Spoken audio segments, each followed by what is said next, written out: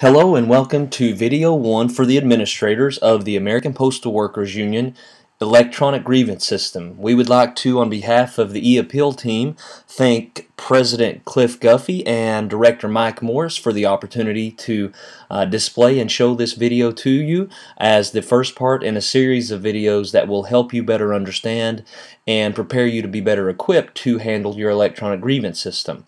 The first thing we want to do today is direct you on logging in and setting up some administrative functions of your system. These things are simple, but it really does help to see them in action in a live case setting. So what you want to do, you should have received a video, or I'm sorry, a document entitled Activation Login Instructions APWUegs Pilot Confirmation Form.pdf. The form will look similar to this, and this will direct you on how to log in for the first time.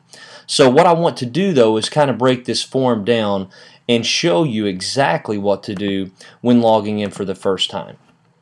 You are given a user ID within that form, so what you want to do is go to the link directly from that form. It's grievancetrack.com/APWEGS or APW. You can go to the APWEGS.com homepage and click log on from there as well. So APWEGS.com, and you can click the login link from there.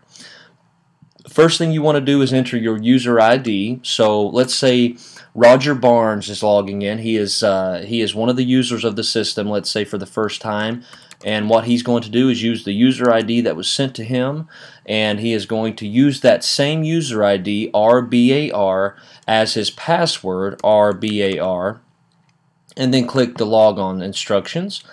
And what it's going to do is ask him to reset a new password, at which point he will assign his own password, and we'll just assign one here for him, and he will click save. And now Roger Barnes is logged in as an administrative user, just as you will be into your own unique system. Once you're logged in, you will have access to your own system, so only you at the local union level can see it. The international or any other locals will not be able to see your system. You will be the only one that has access to your system. The first thing you want to do when you log in, and this is pretty important, but it's a crucial step, but it's a very simple step. The first thing you want to do when you log in is go over here to the left navigation menu. You'll notice where my mouse is clicking. And you want to go over here and there's a button called UnionLocation. Okay? You want to go ahead and select that link, and then you want to go ahead and click on, right underneath the UnionLocation, you want to click on Add. Okay? When you click on Add, go ahead and give your location ID number 1, and what you want to do at this point is just fill out the demographics of your local union. So that being the location name, and that could be something like local union, 1725, and that could just be your address, city, state, zip, phone, contact. That would be the person that you want to contact at the local, probably the administrator or the union president. You definitely do want to tell the system who the local union president is, and give the local union's phone and email address, the president's phone and email address for correspondence. What you're doing here, you're setting up this information to be put into the system so that when you're filling out your grievance forms, it will automatically read this and say, oh, okay, well, the union president is this and this person. So if you ever have an updated president or updated phone or address or any of that stuff, you can always go into the union location link, and let me show you what one looks like. You can go to Union Location and click on the Union ID Find, and I'll be able to go in here and edit this. So I've put Mr. Ballaghan as the contact person for this test pilot system, just like your system will be the president of the union typically, or the administrative contact within the system would be the contact individual. So when that changes, if that ever changes, you can always go in here and update it and just save the data. Every time you enter anything, always click on save. That's an important part of this system. Always click save. So you definitely want to set up the union location, and that's an easy way to do it. So going to union location, clicking on add, and going straight through, entering that information and just clicking on save. Do that first. So before you really get into adding any grievances or anything else, definitely add the union location link. The next thing you will want to do, okay, is add some users. Now, you are already in as a user, alright? So you're already in there as a user, and you are, as the administrator, you have the rights and privileges to add multiple users as you see fit. That would include your stewards and any other users that you want to access the system. So you definitely want to go into the user profile settings. So under maintenance, you could go to user on the left navigation menu, and you can start adding users by simply doing an add function. So that you can go into add, and you can go ahead and set up a user ID. Let's say you have someone named Joan Robbins, okay? So you may have Joan Robbins. You may want to give her her first and last initial, and then let's say your local 1725. Joan Robbins, and then the type, let's say you want to give Joan office administrator access, or maybe she's a steward or a read-only user. Just a quick brief on what these are.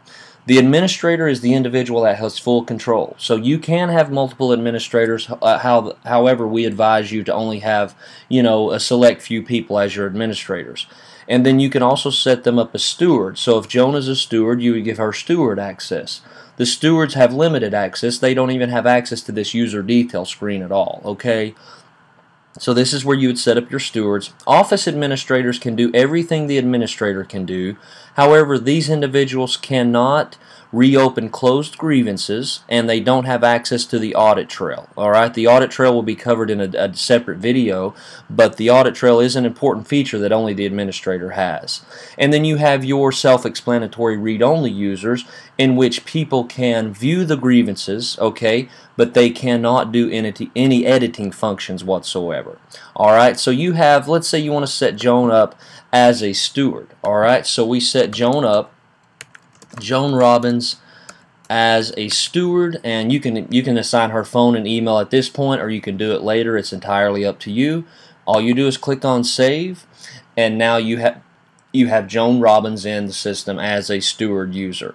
So that's as simple as it gets, and if you ever want to see a list of all your users, or if Joan ever forgets her email address, her username or password or anything like that, Joan is going to set up her own password just like you did by using JR1725 and then recreating a password.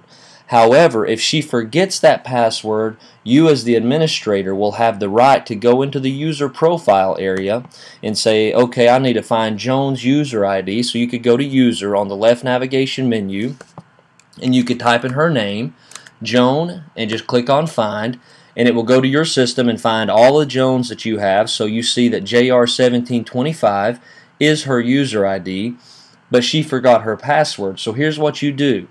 You tell her, well, Joan, your user ID is JR1725. And say, I reset your password. And to reset Joan's password, all you ever have to do is go and click on reset password.